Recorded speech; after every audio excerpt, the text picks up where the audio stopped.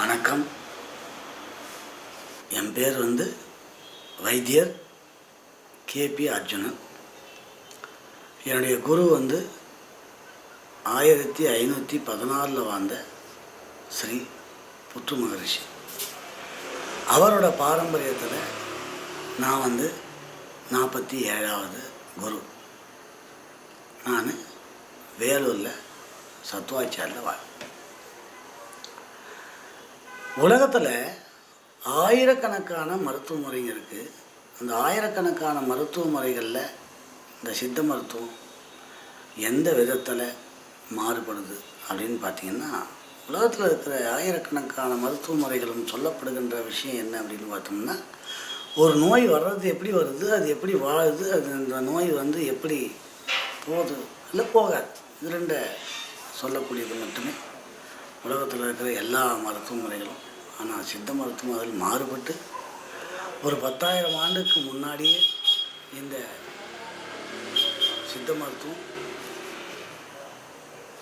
ஒரு மனிதன் பிறந்த மனிதன் 120 வருஷத்துக்கு உயிரோடும் ஆரோக்கியத்தோடும் நோயில்லா வாழ்வது எப்படி அப்படின்னு சொல்லப்பட்டது சித்த மருத்துவம்.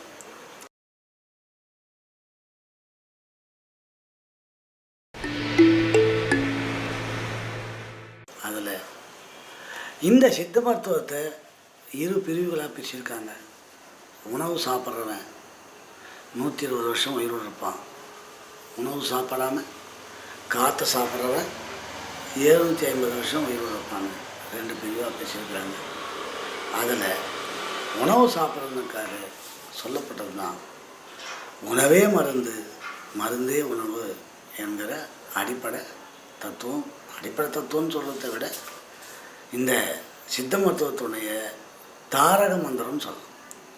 அதை சித்த மருத்துவங்க கடைப்பிடிச்சிட்டு வந்ததுனால அது இன்னைக்கு வரைக்கும், அதுவும் ஏட்லேயோ ஓலையிலையோ கல்லுலேயோ தங்க பட்டயத்துலேயோ நாய் தோல்லையோ இதெல்லாம் எழுதுனதெல்லாம் அழிஞ்சிட்டா என்ன பண்ணுறதுங்கிறதுக்காக தான் சித்த மருத்துவத்தில் செவி வழி கல்வியாக இந்த கல்வியை சொல்லிக் கொடுத்து வந்தாங்க.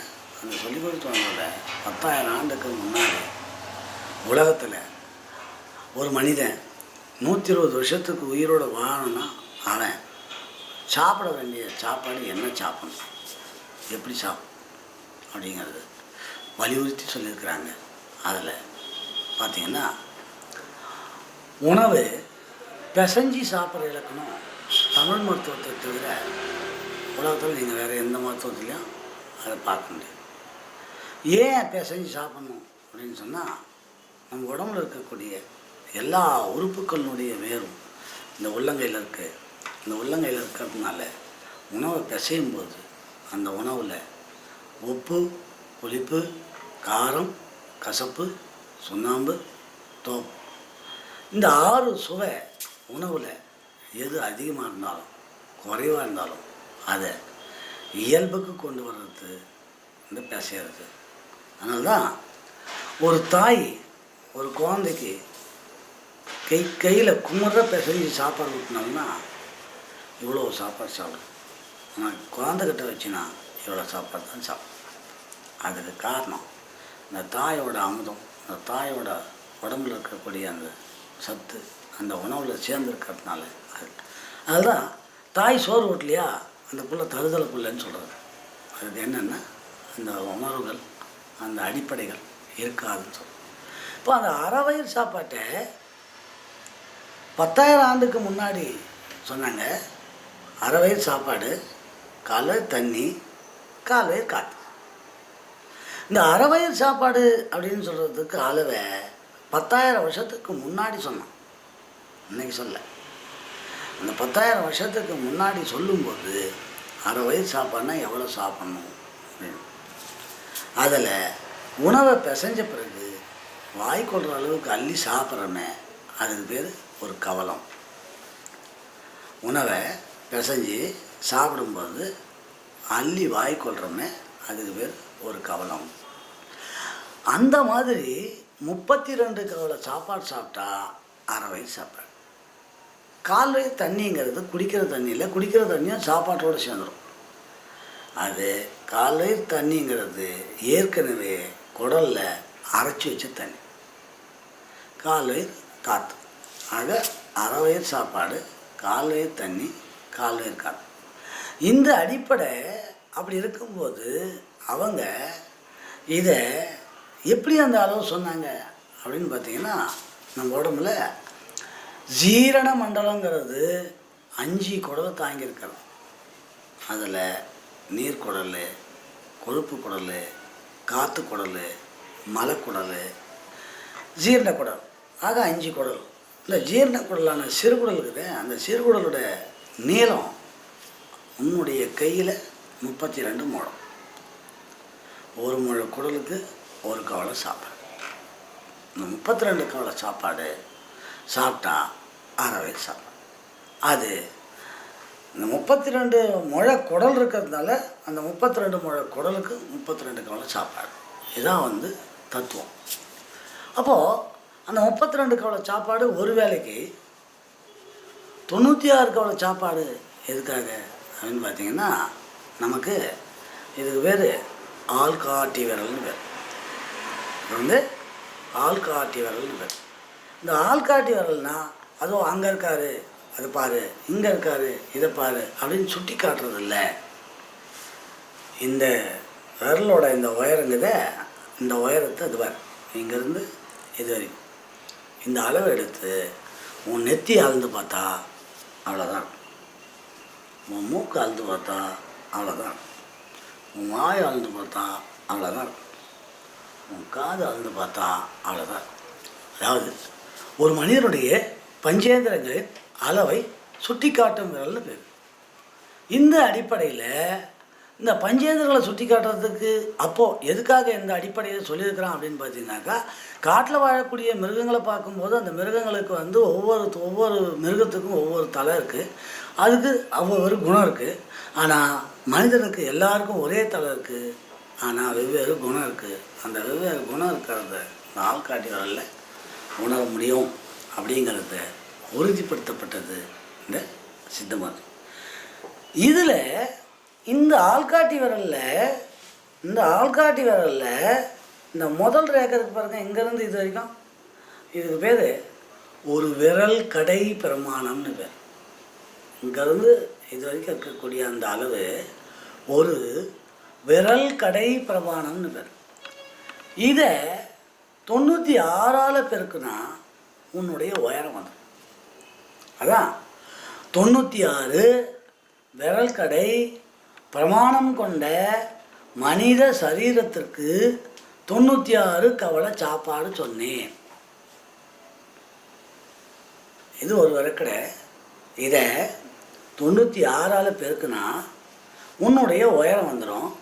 அந்த உன்னுடைய உயரம் வர்றதுனால அது என்ன சொன்னாங்க, 96 விரல் கடை பிரமாணம் கொண்ட மனித சரீரத்திற்கு 96 கவலை சாப்பாடு சொன்னேன். இதான் உணவே மருந்து மருந்தே உணவு. இந்த அடிப்படையில் இந்த உணவே மருந்து மருந்தே அடிப்படையில்னா இந்த 96 கவலை சாப்பாடு நீ சாப்பிட்டாக்கா கொழுப்பு குடலுக்கு, காற்று குடலுக்கு, நீர் குடலுக்கு, மலைக்குடலுக்கு, ஜீரண குடலுக்கு எல்லாத்துக்கும் பகிர்ந்து கொடுத்து அன்னச்சாரா நமக்கு கிடைக்கப்படுறது ஒரு நாள் ஒன்றுக்கு 7 லிட்டர் அன்னச்சாறு. அந்த 7 லிட்டர் அன்னச்சாரை சுத்திகரித்தா 4.5 லிட்டர் ரத்தம் கிடைக்கும். அந்த 4.5 லிட்டர் ரத்தத்தில் ஒரு மனிதன் உடல் உழைப்பாக இருந்தாலும் கடின உழைப்பாக இருந்தாலும் அவனுக்கு தேவையானது 4 லிட்டர். தூங்கி இருந்தாலும் மறுநாள் தூங்கி இருந்தது. அந்த 1/2 லிட்டரு உடம்பு வளர, உயிர் வளர, ஆன்மா வளர.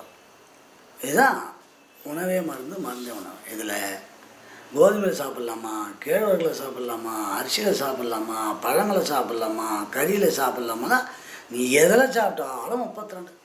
நீ சப்பாத்தி சாப்பிட்டாலும் 32 வாட்டி, பிரெட்டை சாப்பிட்டாலும் 32 வாட்டி, கறியை சாப்பிட்டாலும் 32 வாட்டி, சாப்பாட்டை சாப்பிட்டாலும் 32 வாட்டி. இதுதான் உணவே மருந்து மருந்தே உணவுங்கிற அடிப்படை. இப்போது இந்த மருத்துவத்துக்கு குரு யார்? சித்த மருத்துவத்துக்கு குரு யார் அப்படின்னா, ஐயனோ அம்மைக்கு சொன்னான், அம்மையோ நந்திக்கு சொன்னான், நந்தியோ அகத்தியருக்கு சொன்னார். அகத்தியரோ சீடருக்கு சொன்னார். இதுதான் இந்த சித்த மருத்துவத்தினுடைய குரு. அப்போ முற்காலத்தில் அது என்ன சொன்னாங்க அப்படின்னு பார்த்தீங்கன்னா, ஐயம் என்பது உயிர், உயிரில் ஏற்பட்ட உபாதை உடலில் உணர்ந்ததாகும். அம்மன் என்பது உடல், உடலில் ஏற்பட்டதாகும் உணர்ந்ததாகும். உடலில் ஏற்பட்ட உபாதி நெஞ்சில் நினைத்ததாகும். நெஞ்சில் நினைத்தது அகத்துக்கு வந்த பிரியா, எனக்கு உடம்புல வலி இருக்குது, உயிரில் வலி இருக்குது, நோயில் இப்படி இருக்குது, அப்படி இருக்குது, என்னால் முடியல, என்னால் தாங்க முடியல, என்னால் தாங்கிக்க முடியல அப்படின்னு சொல்லுது. ஆனால் பிற்காலத்தில் ஐயம்ங்கிறது சிவனை குறிக்குது, அம்மனுங்கிறது பார்வதி குறிக்குது, நந்திங்கிறது நந்தீஸ்வரனை குறிக்குது, அகத்தியர் என்பது அகம் என்பது அகத்தியர் குறிக்குது. அகசியர் தான் வந்து எல்லாருக்கும் சொன்னது அடிப்படை இருக்குது. அதனால் இப்போ நம்ம அகத்திய நூல் அப்படின்னு நம்ம பார்த்தோம் அப்படின்னு சொன்னால், அகத்திய நூல் தான் இன்றைக்கி இருக்கிற தொன்மையான நூல்களில் பெருநூல், மருத்துவ நூல். அந்த அகத்தியத்தில் எவன் ஒருத்தன் உயிரில் ஏற்பட்ட உபாதையை உடலுக்கு தெரிஞ்சு, உடலில் ஏற்பட்ட உபாதையை நெஞ்சுக்கு நினச்சி, நெஞ்சில் ஏற்பட்ட உபாதையை இருதயத்துக்கு தெரிஞ்சு வாய் வழியாக சொல்லப்பட்டானோ, அதுக்கு நான் இந்த மருந்து சாப்பிட்டேன்னு சொன்ன பாரு, அதுதான் அகத்தியங்கிற தொகுப்பு. ஆனால் அகத்தியம் முனிவரால் எழுதப்பட்டதுட்டாக்க அகத்தியர். அதான் அகத்திய நூலுக்கும் அகத்தியரால் எழுதப்பட்ட நூலுக்கும் இருக்கிற வித்தியாசம். இப்படி பல்லாயிரம் பேர் எழுதப்பட்ட அந்த நூல் தான் பெருநூல், அகத்தியம்ங்கிற பெருநூல். இது சித்த மருத்துவத்துக்கு கிடைச்ச மிகப்பெரிய வெற்றி. இதில் இவங்க என்ன சொல்கிறாங்க, நாடியை பற்றி ரொம்ப தெளிவாக சொல்கிறாங்க. அதாவது நாடி அப்படின்னா என்ன அப்படின்னு முதல்ல தெரிஞ்சுக்கணும். 10,000 வருஷத்துக்கு முன்னாடி 206 எலும்புகளை திடப்பொருளாகவும், 72,000 நரம்புகளை திரவ பொருளாகவும், 3.5 கோடி ரோமத்தை வாத பொருளாகவும், நீராவி பொருளாகவும் சொல்லப்பட்டது தான் வாத பித்த சிலது. இப்போ அதில் இந்த வாதத்துக்கு 3.5 கோடி தசைநார்களுடைய அமைப்பை, அதில் தங்கி இருக்கக்கூடிய உயிர் காற்று தான் நாம் வாத நாடியை பார்க்கும்போது ஆண்களுக்கு வலது கையிலும் பெண்களுக்கு இடது கையிலையும் மணிக்கட்டுக்கு ஒரு அங்குலம் தள்ளி ஆள்காட்டி விரலில் ஃபஸ்ட்டு வச்சு அதுக்கப்புறம் 2 விரலில் நாம் வச்சு பார்ப்போம். இப்போ அந்த அடிப்படையை சொல்லப்பட்டது சித்த மருத்துவம். அதில் வாதமானது 1 மடங்கு, பித்தமானது 1/2 மடங்கு, கபமானது 1/4 மடங்கு. அது என்ன 1/2 1 1/4 அப்படின்னு பார்த்தீங்கன்னா, வாத நாடியானது 4 முறை துடிக்கிறது வாதம்னு சொல்கிறோம். அதே 4 முறை துடிக்கிற நேரத்தில் பித்தமானது 2 முறை துடிக்கும். அதை வந்து 1/2ன்னு சொல்கிறோம். அதே நேரத்துக்கு கபநாடியாந்து 1 முறை துடிக்கும். இதுதான் 1 1/2 1/4ன்னு சொல்கிறோம். இந்த அடிப்படை தத்துவத்தை சிக்கலை சொன்னது சித்த மருத்துவத்தை தவிர வேறு எந்த மருத்துவத்தையும் நான் படிக்கலை. அப்படி இருந்தாலும் அதை நம்ம ஏற்றுக்குவோம். அதுக்காக வந்து மாற்று முறை இந்த மருத்துவம் அப்படிங்கிற நிலைமையை நாங்கள் சொல்ல மாட்டோம். நான் படித்த நூலில் இல்லை. ஆனால் வந்து ஆயுர்வேதத்தில் சொல்லப்படுகின்ற நாடியானது, அதாவது கப பித்த வாதம் வரும். அப்படி கப பித்த வாதம் வரக்கூடியது என்னென்னாக்கா, ஆண்களுக்கு வாத பித்த சிலத்துமோ, பெண்களுக்கு கப பித்த வாதம். அதனால் பெண்களுடைய நாடியை மத்தியமாக வச்சு அவங்க எழுதியிருக்காங்க. நாம் ஆண்களுடைய நாடியை மையமாக வச்சு எழுதியிருக்கோம். அதனால் வாத பித்த சிலத்துமங்கிறது அதாவது ஆணோட நாடி, கப பித்த வாதங்கிறது பெண்ணோட நாடி. இந்த 2 நாடியும் நம்ம கணிக்கவும் முடியும், சொல்லவும் முடியும், பேசவும் முடியும், எல்லாம் பண்ண முடியும். அதே மாதிரி இந்த வாத பித்த சிலேத்தமத்தினுடைய அடிப்படையால் நம்ம அதுங்க கூடுறதுனாலையும் குறையறதுனாலையும் உலகம் பிறந்ததுலேருந்து உலகம் அழியிற வரைக்கும் வாதத்தால் வரக்கூடிய நோய்ங்க 1500 பித்தத்தால் வரக்கூடிய நோய்ங்க 1500, கபத்தால் வரக்கூடிய நோய்ங்க 1448. ஆக 4448 நோய்கள் உலகம் பிறந்ததுலேருந்து உலகம் அழிகின்ற வரை வரும் நோய்கள். அதில் இன்றைக்கி வந்திருக்கிற எய்ட்ஸ்னு சொல்லக்கூடிய HIV நோய் 2601 தான்.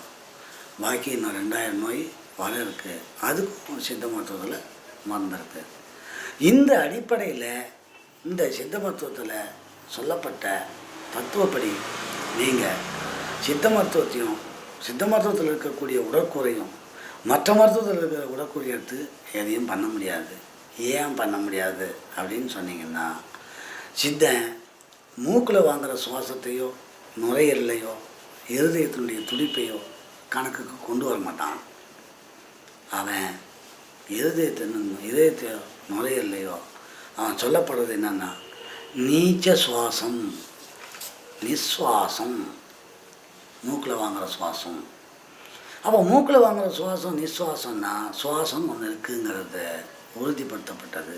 அப்படி சுவாசங்கிறது ஒன்று இருக்குது உறுதிப்படுத்தப்பட்டதுன்னா அது எப்படி உறுதிப்படுத்தினாங்க அப்படின்னு பார்த்தீங்கன்னா, ஒரு நாள் ஒன்றுக்கு வெளிக்காத்த இந்த 2 நுரையீரலும் வலது பக்கம் வந்து 3 அறையை தாங்கியிருக்கு, இடது பக்கம் வந்து 2 அறையை தாங்கியிருக்கு.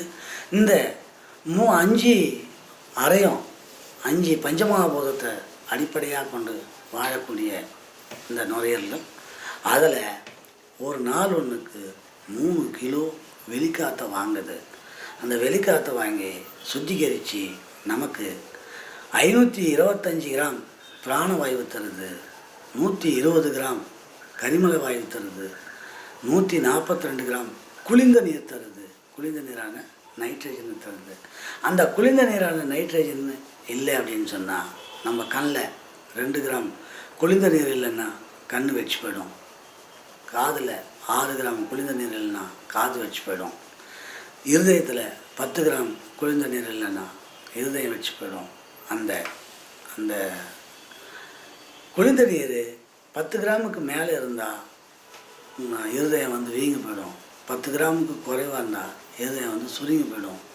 அதே 10 கிராமுக்கு மேலே அதிகமாச்சுன்னா அதான் ஓட்டை விழுந்துடும். அதே 10 கிராமுக்கு கீழே குறைய இருதயத்தில் அடப்பு வந்துடும். இதான் வந்து இருதய நோய்கள் 4 நோய்ங்க. அதாவது இருதய சுருக்கம், இருதய வீக்கம், இருதயத்தில் நல்ல ரத்தம் கெட்ட ரத்தத்துக்கு இடையில் இருக்கிற ஓட்டை, நல்ல ரத்த இருதயத்துக்குள்ளே எடுத்துகிட்டு போகிறது, நல்ல ரத்த வெளியே எடுத்துகிட்டு வர்றது, கெட்ட ரத்தத்தை உள்ளே எடுத்துகிட்டு போகிறது, கெட்ட ரத்தத்தை வெளியே எடுத்துகிட்டு வர்றது. ஆக 4 இரத்த குழாய். அந்த இரத்த குழாயில் அடைப்பு ஏற்படுறது.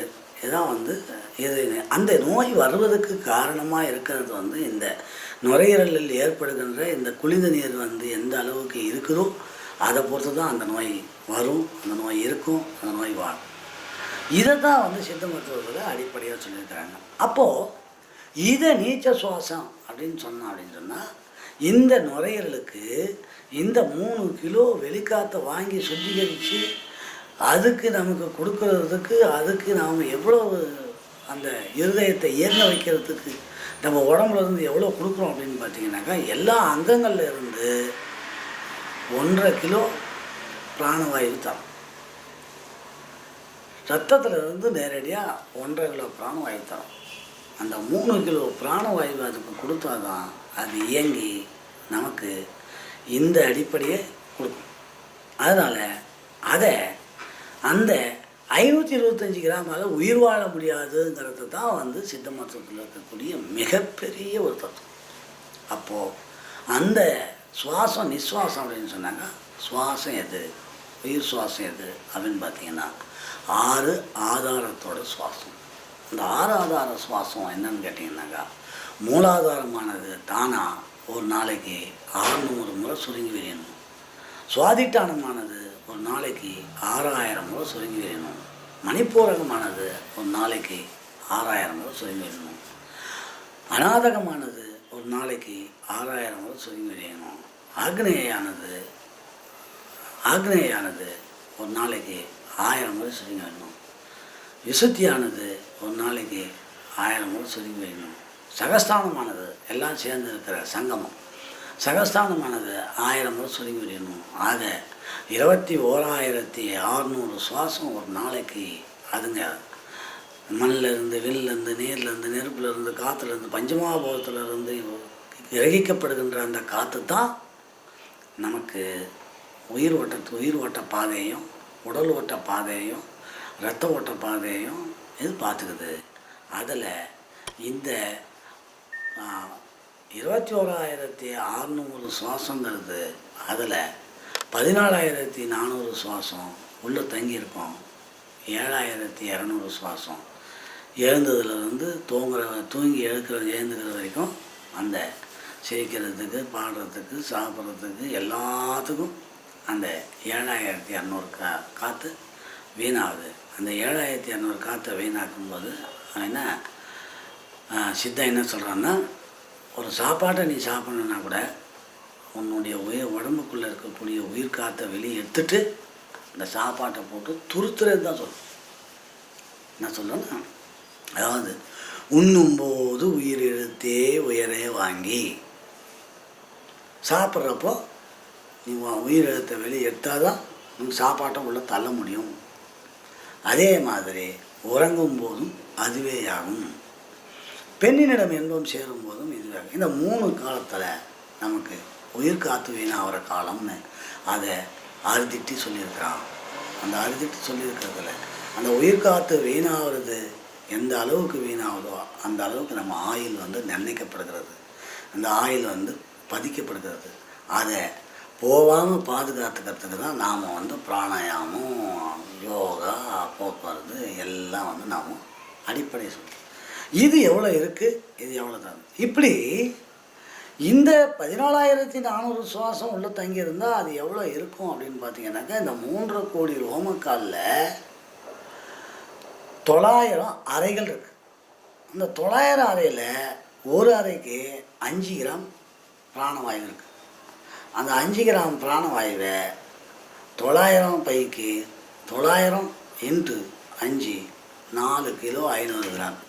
இந்த 4 கிலோ 500 கிராம் உடம்புல இந்த தசனார் பகுதியில் இந்த 3.5 கோடியில் தங்கியிருந்தால் உன் உயிருக்கு எந்த சேதமும் இல்லைங்கிறது தான் வாதம் 4 முறை அடிக்குதுன்னு சொல்கிறோம்.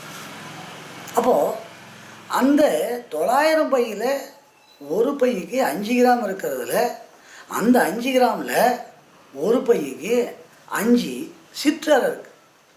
அந்த சிற்றறையில் ஒரு அறை மண்லேருந்து கிடைக்கிறது, ஒரு அறை வெளிலேருந்து கிடைக்கிறது, ஒரு அறை நீர்லேருந்து கிடைக்கிறது, ஒரு அறை காற்றுலேருந்து கிடைக்கிறது. ஆக ஆகாயம், மண், விண்ணு, நீர், நெருப்புன்னு சொல்லக்கூடிய இந்த 5 இடத்துங்கள்லேருந்து கிடைக்கக்கூடிய காற்றை அதை உறுதிப்படுத்துறதுக்கு பேர் தான் இந்த வாத நாடியானது இயல்பாக இருக்கிறது. வாத நாடி 4 வாட்டி அடிக்கிறதுல ஒரு வாட்டி குறைஞ்சிச்சின்னா இந்த 900 பையிலும் ஒரு வாட்டி குறையும். அதுதான் சித்த மருத்துவத்தில் பிரிவு இருக்கிறது. இந்த 900 பையை பிரித்து இந்த 900 பையில் எப்படி குறையுது எப்படி கூடுதுன்னு பார்த்துட்டாவே அதை இந்த 1500 நோயை நம்ம சாதாரணமாக பிரிச்சுக்கலாம். இது ஒரு பெரிய விஷயமே இல்லை. அதே மாதிரி நமக்கு பித்தத்துக்குன்னு தசைப்பைங்க 500 பைங்க. அந்த 500 பையில் ஒரு பைக்கு 5 மில்லி உயிர் திரவம் இருக்குது. அந்த 5 மில்லி உயிர் திரவம் ஒரு பையில் 5 அறை இருக்குது. அந்த 5 அறையில் நம்ம உடம்புல எல்லா மண்ணிலேருந்து, நீர்லேருந்து, நெருப்புலேருந்து, காற்றுலேருந்து, ஆகாயத்துலேருந்து கிடைக்கக்கூடிய உயிர் திரவத்தை அந்த 6 ஆதாரங்கள் சுவைச்சு அதை வாங்கும்போது அது 5 மில்லி தண்ணியை வச்சிருக்கு. இந்த 5 மில்லி தண்ணி உயிரோடு இருந்தால் உன் உடம்புல உயிருக்கு எந்த சேதமும் இல்லை. அந்த 500 மில்லிக்கு 5 அரை ஆக 2 லிட்டர் 500 மில்லி உயிர் திரவம் நம்ம உடம்புல இருக்குது. அது ஒரே ஒரு பித்தத்தில் ஒரு நாடி குறைஞ்சது அப்படின்னு சொன்னால் இந்த 500 உயிர் திரவத்துலேயும் நாடி குறைச்சிடும். அதே மாதிரி நீங்கள் கபத்தை பார்க்கும்போது 206 எலும்புக்கு அதில் வெள்ளை மஞ்சள், பச்சை மஞ்சள், மஞ்சள் மஞ்சள், சிகப்பு மஞ்சள், கருப்பு மஞ்சள், பஞ்சமகாபூதத்தினுடைய மஞ்சைகள். அந்த பஞ்சமகாபூதத்தின் மஞ்சைகள் 800 அறைகள் இருக்கு. அந்த 800 அறைக்கு ஒரு அறைக்கு 10 கிராம் நெய் இருக்கு. அந்த 10 கிராம் நெய்க்கு 800க்கு 8 கிலோ மஜ்ஜை நம்ம உடம்புல இருக்கு. அந்த மஜ்ஜையினுடைய நெய் அதில் அதுதான் நம்ம ஓடுறது, சிரிக்கிறது, பாடுறது, குதிக்கிறது, எல்லா வேலைகளும் மஜ்ஜையினுடைய தெளிவு. இதை அந்த மஜ்ஜையினுடைய தெளிவு இந்த மாதிரி இருக்கிறதுனால, அந்த மஜ்ஜையினுடைய தெளிவு இந்த மாதிரி இருக்கிறதுனால அதுதான் பஞ்சமகாபூதத்தில் ஒரு மிகப்பெரிய வெற்றி. அதை அந்த 800 பையில் ஒரே ஒரு பையில் பாதநாடியானது கபநாடியானது கொஞ்சோண்டு குறைஞ்சது அப்படின்னு சொன்னால் உடனே உயிருக்கே சேதமே தவிர உயிருக்கு எந்த விதமான மாற்றமும் இல்லை. இது வாத பித்த சிலேத்துமத்தினுடைய அடிப்படையான தத்துவம். இதை பிரித்து பார்க்கும்போது இந்த 4448 நோய் யதார்த்தமாக எதில் நிற்கும். அதே மாதிரி இது வாதம் இருக்கிற இடம், பித்தம் இருக்கிற இடம், கபம் இருக்கிற இடம். வாதம் இருக்கிற இடம் 3.5 கோடி ரோமம், பித்தம் இருக்கிற இடம் 72,000 நாடி நரம்புகள், கபம் இருக்கிற இடம் 206 எலும்புங்க. அதில் நீங்கள் இந்த வாத பித்த சிலேத்துமத்தினுடைய அடிப்படையை பார்க்கும்போது இதுவே ஓட்டப்பாதைன்னு பார்க்கும்போது வாத ஓட்டம், பித்த ஓட்டம், கப ஓட்டம், இரத்த ஓட்டம். வாத ஓட்டத்துக்கோ பித்த ஓட்டத்துக்கோ கப ஓட்டத்துக்கோ இரத்த ஓட்டத்துக்கோ எந்த விதமான கனெக்ஷனும் கிடையாது. அப்போது அந்த இரத்த ஓட்டத்துக்கு 700 ரத்தம் ஆகும். அது அடி வயிற்றில் ஆரம்பித்து பாதி கீழே போகுது, பாதி மேலே வருது.